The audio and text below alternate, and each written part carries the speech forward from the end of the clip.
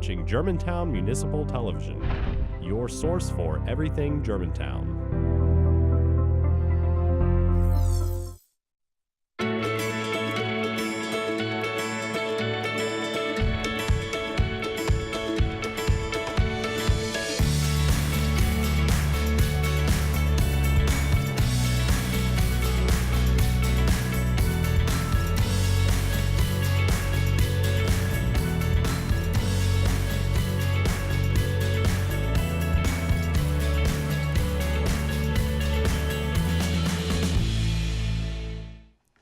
Hello and welcome to Entertaining Germantown.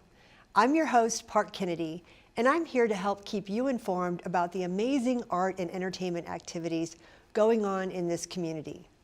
On today's show, we're going to look at some exciting things coming up in 2018 in the Memphis arts world. We'll start by checking in with Opera Memphis about their upcoming show. Then we'll talk to President of the GPAC Guild Pat McCaleb about how they support the arts in Germantown and how you can get involved. Finally, we check in with Tennessee Shakespeare Company about their Grisham Literary Salon and their 10th annual gala. But first, joining me now is Opera Memphis General Director Ned Canty.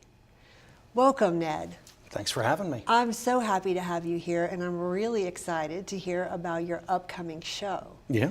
But first, if you would, give us a little bit of a background about your organization for folks who, I can't believe it would be possible, but there's probably maybe one person out there who doesn't know all about the fabulous Opera Memphis. Sure. So tell us a little bit about the organization. So we're a 61-year-old producing organization. We do several different things in a given year. We do our Masterwork series at GPAC, which we've been performing at GPAC for the past several years.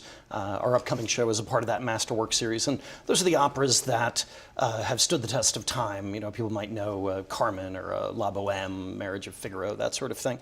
Then we also have a program called 30 Days of Opera in September. And we do free performances all throughout Memphis and the Mid-South, everything from a couple of minutes in a coffee shop to full operas, which we've been doing for the past couple of years. And again, that's all free. And then we do a chamber opera festival, the Midtown Opera Festival, in the spring every year, where we do smaller works, some of them brand new, some of them old. This year we are going to be premiering a commissioned rock opera about Memphis wrestling, as well as a couple of other things. So yeah, so that's always a bit of a grab bag in a fun way. Wow, Yeah. That sounds really, really interesting. We might have to visit with you again to talk about that. Yeah. That sounds like we could spend a lot of time on exactly how Yeah. opera and Memphis wrestling work Yes, together. they work together incredibly well, incredibly I well. can imagine. Yeah. Well, you're known for your creativity and the fabulous flair that you bring Thank you. to these pieces and the way that you share them with the Memphis audiences. And so I can't wait to hear what you're doing with your next work, which is The Italian Girl in Algiers. The Italian Girl in Yes. Algiers, which I did a little bit of research, was written in 1813 by a very young Rossini, and it's apparently sort of hilarious and madcap. More than apparently, right? I've never seen it. I mean, it's so. a wonderful piece. It's not done as often as The Barber of Seville, which is probably his most famous piece, and everybody knows the Figaro, Figaro, Figaro from that piece. And Rossini, of course, also did the Lone Ranger theme from the overture to another one of his operas. Dun dun dun dun dun. Dun. That's also Rossini. Okay. So he's somebody whose music is very familiar to all of us. It's actually, even though it was written more than a century ago, it's still very much a part of our popular culture. So we might not know that we know it, but Yeah, we probably have heard exactly. So it's very accessible. It feels very modern. There's a Burger King commercial right now with Rossini music in it. So it's still very immediate. And one of the things I love about this piece and about Rossini is that Rossini was way ahead of his time in a lot of different ways, socially, and his heroines especially always stand out in Italian opera for being very sort of self-sufficient, very independent. So this story, this opera, is about a young Italian woman, Isabella, whose fiancé has disappeared at sea. He's been captured by pirates, but she doesn't know that. And so she isn't going to wait around for him to come back, so she gets in a boat and goes out looking for him. She gets captured by the same pirates, and brought back to the Bay of Algiers Mustafa, who has decided that he wants an Italian wife. He's heard Italian wives, they're really spicy and really exciting and sexy. He's watched too many Gina Lollobrigida and Sophia Loren movies. And he's tired of his other wife. He's tired of his other wife, yeah. So he's going to divorce her and marry this Italian woman. And Isabella shows up, and she has to figure out a way to stave off Mustafa, teach him how to be a better husband to his current wife, and rescue her fiance, and rescue all of the other Italian sailors that have been captured by these pirates, and get them all back to Italy. And it's all on her. I mean, she really is the heroine of the piece. She's, kicking butt and taking names the entire piece. And that's not uncommon with Rossini, but it's very uncommon for any kind of popular culture from the 19th century in Europe or anywhere else. And so I love that about her, about that character. We are setting it in the 1950s because that's sort of the height of everything we love about Italy when we think about those things. The Fellini movies, Sophia Loren, Gina Lollobrigida, all those things. We think about it, and I always think of the Marlon Brando quote that Sophia Loren made Marilyn Monroe look like Shirley Temple, and it's that kind of piece. It will allow us to celebrate all of those things.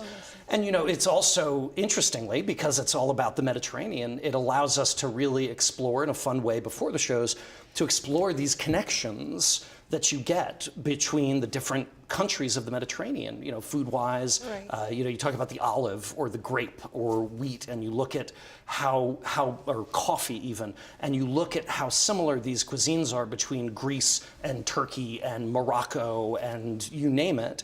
And so we're going to be doing a festival beforehand with food from all over the Mediterranean, from Libro, which is the new restaurant at Novel, former booksellers at Laurelwood. Right. So they're going to be making food that sort of speaks to different parts of the Mediterranean.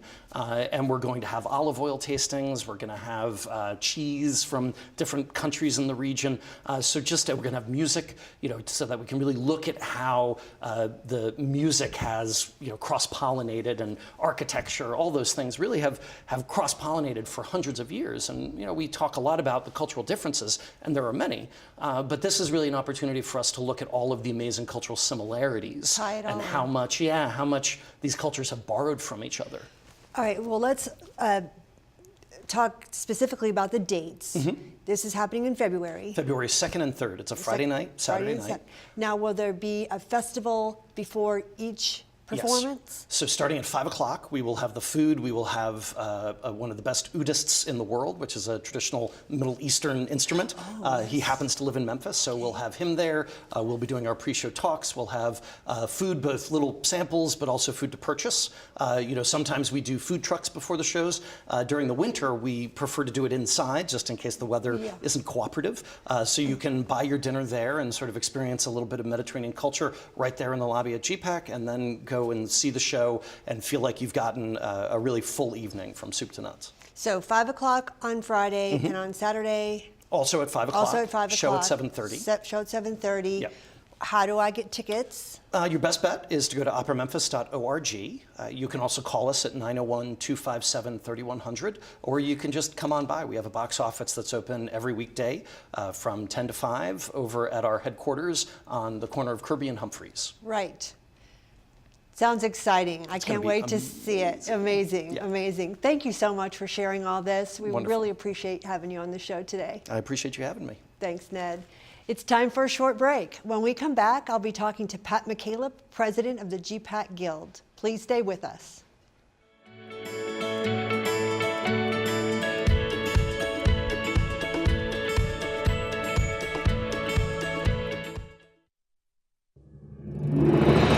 It's all happening at GPAC in the Duncan Williams Performance Hall.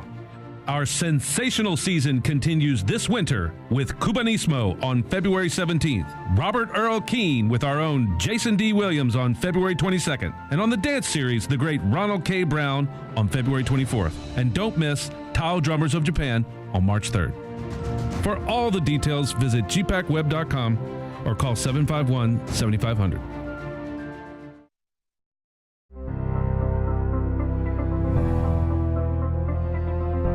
You are watching Germantown Municipal Television, your source for everything Germantown.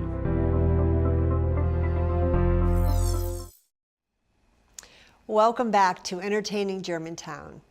Joining me now is Pat McCaleb, President of the GPAC Guild. Pat, thank you so much for being here today. Thank you for having me. I'm excited to have you on the show and excited for you to share kind of the history of the GPAC Guild. I think a lot of people don't even know that you're here and how long you've been doing what you do. So share a little bit about that. In the beginning, when GPAC was first opened, 23 years ago. Yeah, 23 years ago. Albert Battalion was the executive director at the time, and he came to a group of women and said they felt like they needed someone to help with GPAC. So the Guild was formed in 1995. So they held their first meeting, and there were 6 women, and they formed the bylaws, and they became a part of GPAC. And at that time, it was felt like they needed someone to welcome the patrons as they were coming in, to establish GPAC. They started doing receptions. They would go to the airport and pick up the artists and bring them back. I did not realize They would put gifts into the room. So they just did a multiple number of things, and really to promote GPAC and the arts. And at that time, they also became a liaison to the schools, Germantown, Shelby County, with the education for children, and to introduce them to the arts. So we've been a part of that program from 1995. We continue that today in what we do. GPAC started with, had an idea about the galas, so we were the first ones to do that. Really? And for several years, we did all the fundraising with GPAC. And then in 2009, it was decided that GPAC would take over that fundraising themselves. During that time, too, Iris was born, and we became a partner with Iris also at that time. And we hosted families, the families coming in, the performers, and as they grew, as they married, as whatever they did, they became a part of the Guild family. So you all have been an integral part of GPAC since everything. Its beginning. From the very beginning. And really set the tone for a lot of the way things are now. I mean, that hospitality portion of it, and then the fundraising. I mean, all of that had to start someplace. We did, and it kind of grew after that. We had the idea to do, the first one was a barbecue. You would not recognize the Guild and the gala then compared to today and what you do today. But it was the start. It was a great partnership that we formed with GPAC, and it's continued on throughout our times today. It's changed a little bit through the way, so we kind of change whatever's needed for us. We started out doing big receptions. We've tailored that down to smaller receptions. And from 6 original members, Yes. presumably people who are really interested in the arts and supporters of the arts, you've grown to 50 to 60 people. 50 to 60 So people. today we probably have about 50. So we're always welcoming new members, and I look forward to people joining our group. And we have a lot to offer. And you meet at GPAC. We meet at GPAC once a month. Once a month. And so it's a win-win situation for both of our groups, and it's just grown over the years and become something that we're very proud of. And we've been feel like we've been a part of the growth of GPAC all along the way. A very important part of the growth of yes. GPAC along the way. And continuing, as GPAC evolves, your role has changed and evolved. So now you're providing hospitality in the patron lounge We do. during intermission, and I know you have some other fundraising activities that you do. And you're, for a large group, a very close-knit group. Yes. Lots of remarkable ladies with lots of remarkable talents. If one were interested in becoming a member, what would be? They can contact me at patmccaleb@yahoo.com, or you can call me at 901-849-7018. We welcome anybody. And are there dues or? We is do. there They're some- $50 a year. $50 Yeah. a year. And as kind of an age and stage you're looking for, people who have a specific interest in the arts? Yes. And we also established at the beginning of our time with GPAC, because we would reap in some of the profits from the galas and things. And so we put that money aside. And that's what we started the framework for the sculpture that now graces the grounds of GPAC. And so we had the seed money that we wanted that to be a permanent gift to GPAC, and from our seed money came forward with the sculpture. Folks, if you haven't seen it, it's a thing of beauty. Gorgeous. Right outside the front entrance to GPAC. Yes, It was yes. a process that took several years, but was well worth did. it. The GPAC Guild has also recently just made a very generous contribution to the Grove, yes, which is the capital campaign to build a permanent outdoor performance space. And you also annually make a contribution for the education fund. So it's the education arm of GPAC that does all of the arts education, the dance classes, the youth symphony orchestra, provides some scholarships to students. I think there's also guitar lessons and a few other things. So that's a really wonderful thing that you do and a great way to be involved. These are our core things that we do with GPAC that they're constant. They grow as we can grow. And so this is what we do. Well, it seems like I've attended a couple of board meetings, and it seems like we have an awful lot of fun too. We do. These are It's a great group. really, really special ladies, and we're so happy to have your support at GPAC. It's really wonderful work and such a great legacy. Yes. And we'll be exciting to see how it. Yes, please join us. We would love to have you. Okay, well, we'll see how it evolves in the future, right? Thank you. Right. Thank you, Pat. It's time for another short break. When we come back, I'm going to chat with the dazzling Stephanie Shine of Tennessee Shakespeare Company.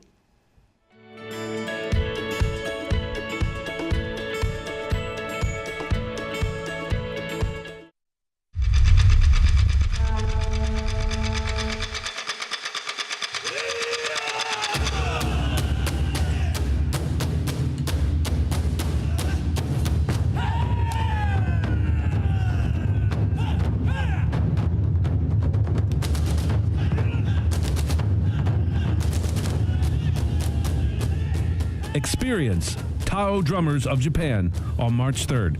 It's happening only at GPAC.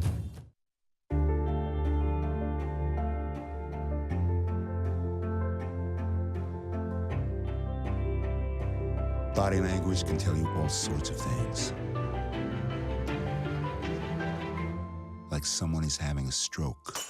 Know the sudden signs. Learn fast. Face drooping, arm weakness, speech difficulty. Time to call 911 and get them to a hospital immediately. Learn the body language and spot a stroke fast.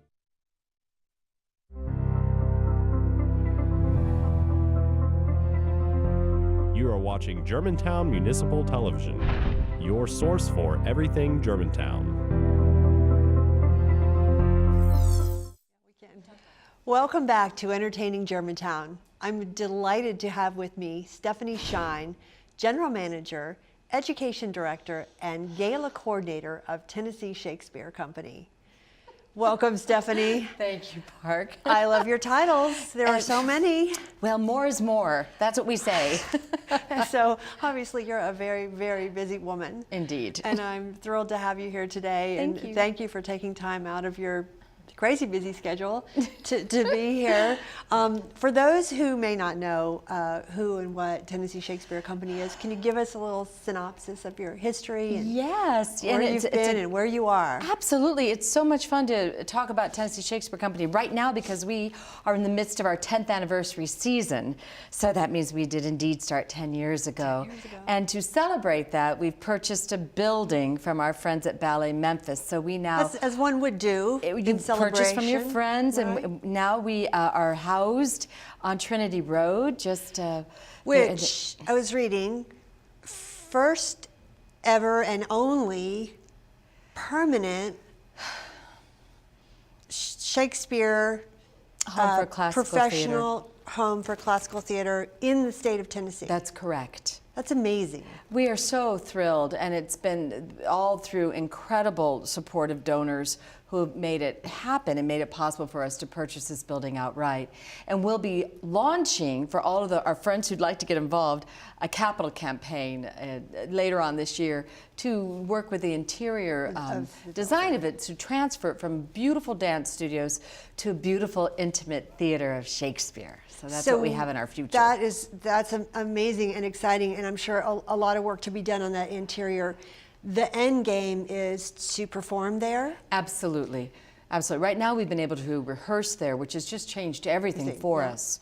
You know, to have everything that we, all of our activities happening under one roof has also changed the whole feel of our company. It's been so solidifying for us. I was going to say, you're together more. We are together more. You're connected and kind of, you know, yes, every we're not day. parceled out, so it feels really exciting. That is exciting. And so you'll also do some education there? Absolutely. In fact, we're launching our first adult education project. So we are now offering acting classes, Shakespeare, Meet Shakespeare yourself, on Monday evenings for actors and people who just would like to speak and deal with Shakespeare. So we're very excited. We've never had an opportunity to do this before. So those classes are starting. Space and a That's structure. exactly right. But now we do. I'll be fascinated to hear how that goes, because I think that'll be very, very popular. Well, so far it's looking very good. We're going to have full, I think, a very full class, but it's really exciting for us to be advancing. Eventually you might have intermediate, beginner, advanced. Right.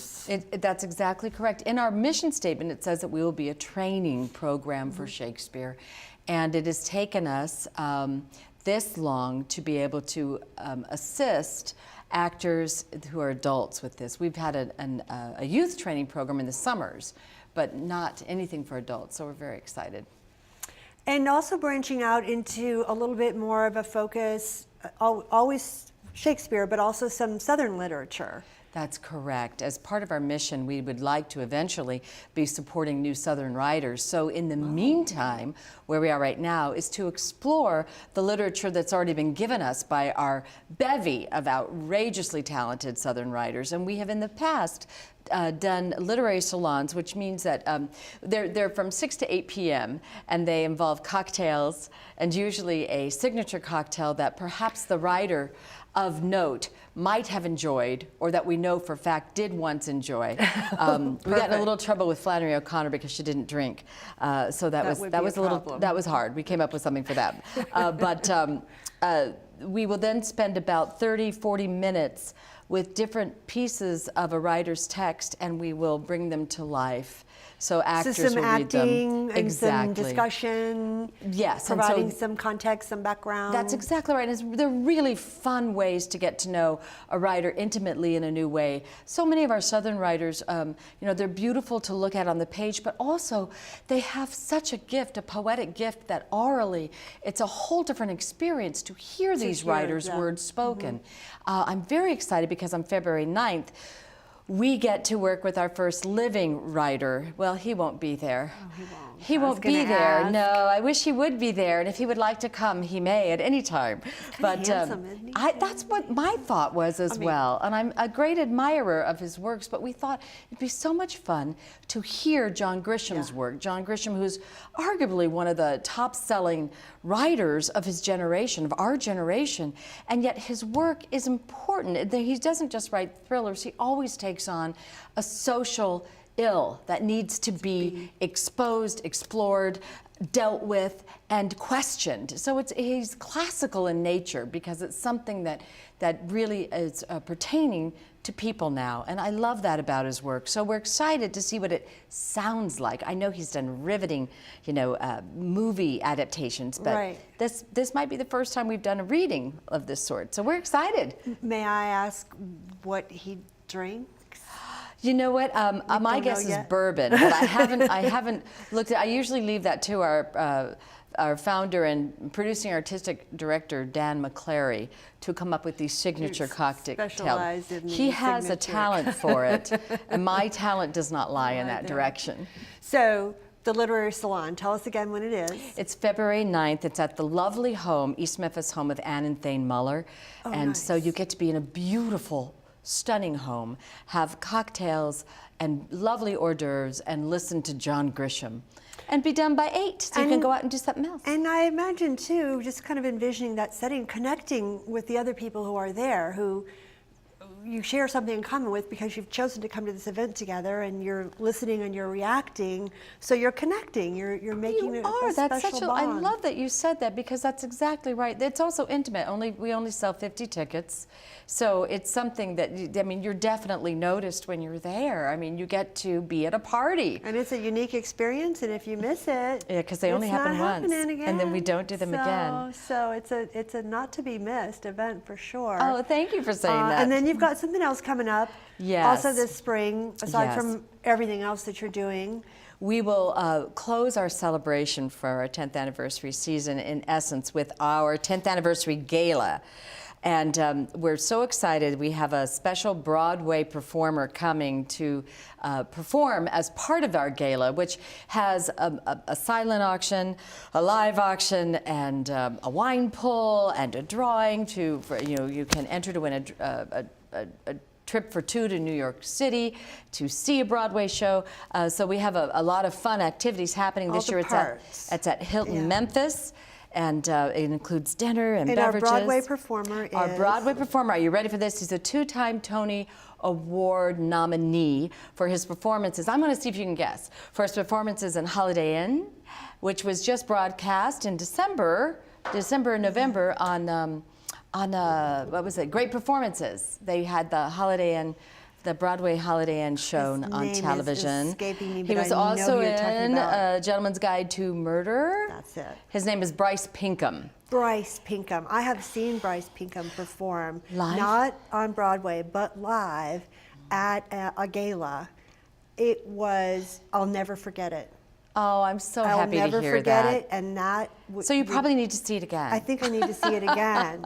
He was fantastic. He's an extraordinarily, fabulous entertainer and actor. He has his MFA from Yale, so he's a classically trained actor who also is just a marvelous singer, and therefore has really made a living doing that. But he's on television. You can see him on Mercy Street right now. Well, he's a great reason to come to the gala. Thank you. But even more so, get tickets to the gala to support the amazing work of Tennessee Shakespeare Company and their 10th year anniversary. Thank you.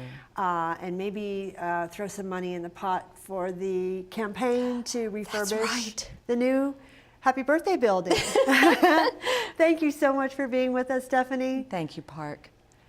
It's time to wrap up this episode, but I'd like to thank my guests for being here and you, the viewer, for joining us on Entertaining Germantown.